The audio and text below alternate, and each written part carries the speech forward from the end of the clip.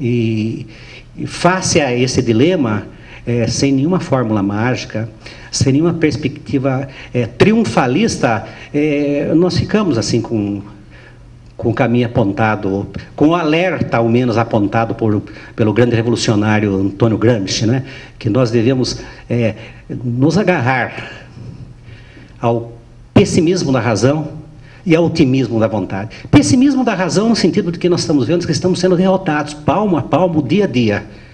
E que, a menos que os pais daquela criança outrora frágil, a classe trabalhadora, e todos os que, como nós, nos colocamos na sua perspectiva de construção de mundo, a menos que nós todos consigamos recuperar energias em nossos corações, em nossos braços, em nossas mentes, em nosso talento vacilante, a menos que consigamos fazer isto, realmente seremos destruídos.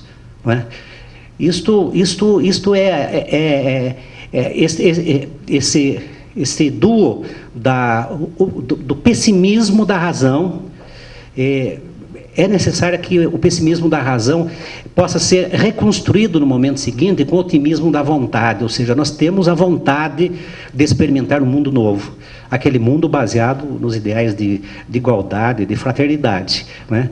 E estivemos muito próximos de experimentá-lo, tivemos até experiências concretas nesse sentido, e sabemos muito bem, odiernamente, sabemos muito bem o que impede que este mundo seja reconstruído. Porque o capitalismo, na sua forma brutal do liberalismo clássico, e novamente na sua forma brutal do neoliberalismo, que não é nada mais a reedição atualizada do velho liberalismo, sabemos muito bem que o capitalismo, nesta forma, que é a sua essência, a essência do capitalismo, não é o estado do bem-estar social. O estado do bem-estar social foi um período histórico em que, por temor da Revolução Social e tangido pela reivindicação operária, os capitalistas perceberam que precisavam entregar os anéis para não entregar os dedos, né? Ou seja, a essência do capitalismo é a destruição da perspectiva da solidariedade. Mas o capitalismo, ele, longe do que pregam os seus áulicos, né? Ele não é o modo natural de convivência humana. Eles, por seus ideólogos, tanto os sofisticados quanto os toscos, querem nos convencer de que o homem é naturalmente concorrencial, naturalmente egoísta, naturalmente individualista. Mas basta uma olhada rápida na história para ver que o capitalismo é isto, um modo de convivência, de organização de economia da sociedade rigorosamente histórico, que tem o seu período de nascimento facilmente localizável e que aponta para a sua superação no sentido da solidariedade ou para a sua permanência no sentido de destruição da humanidade e agora também fisicamente do planeta. Nesse sentido, esta obra que a Associação Juízes pela Democracia lança é uma espada a mais colocada nas mãos daqueles que, mesmo tendo consciente o pessimismo da razão, optam para colocar o seu talento, a sua esperança, a sua energia, o seu coração na perspectiva do otimismo da vontade. Muito obrigado a todos.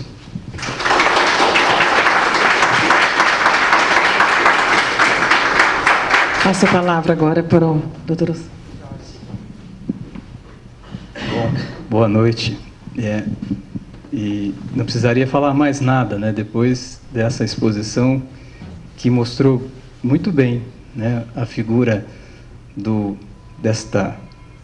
direito do trabalho, né, da vida do direito do trabalho, o seu dilema, né, enquanto algo que serve ao sistema e, ao mesmo tempo, contraria a lógica do sistema.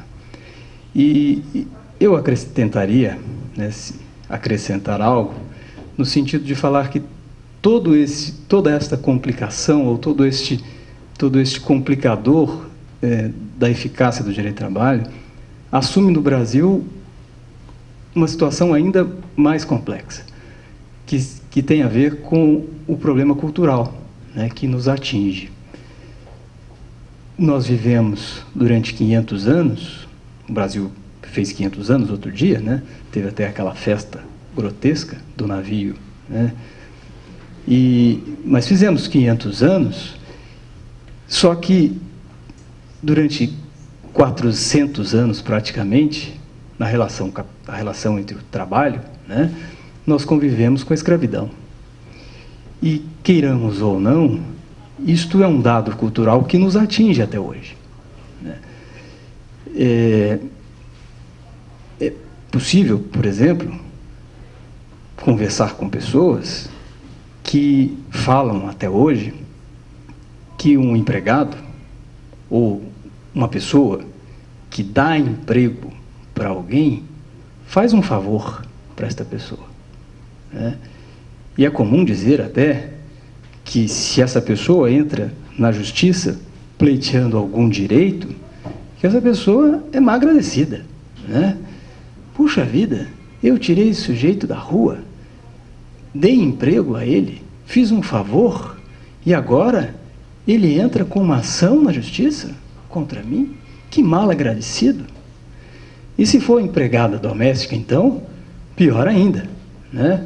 Vão dizer, puxa, ela comia as coisas da minha geladeira? Eu não restringia a alimentação dela?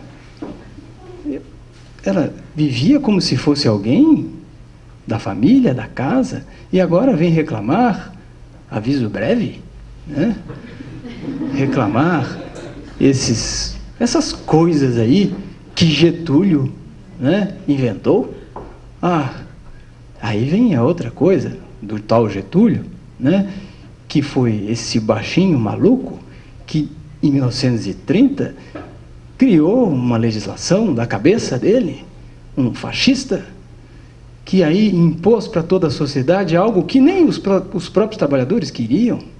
Não é assim que falam do direito do trabalho, da CLT, origem fascista? E nós, então, somos conduzidos a acreditar nisto, que direito do trabalho é um roubo, é um furto. Quando um trabalhador reivindica direitos, ele é um mal agradecido. Essa questão cultural, então, está entre a gente.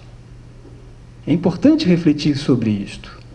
Eu dizia que a empregada doméstica grávida não poderia ser mandada embora porque a Constituição prevê isto como um direito para a criança, né? Para que possa ter uma gestação mais tranquila e que não possa ter riscos de sobrevivência depois de ter a criança, porque perder um emprego com uma criança nova, a mãe perder o emprego, isto é um problema social importante. E aí, agora há pouco tempo, né, veio uma lei que consagrou isto. Já estava na Constituição, mas nós não queríamos ver. E veio uma lei que então consagrou isto. E aí a aluna veio com a seguinte questão: mas professor, eu tenho uma questão aqui que uma amiga minha pediu para perguntar para o senhor. Eu falei, pois não.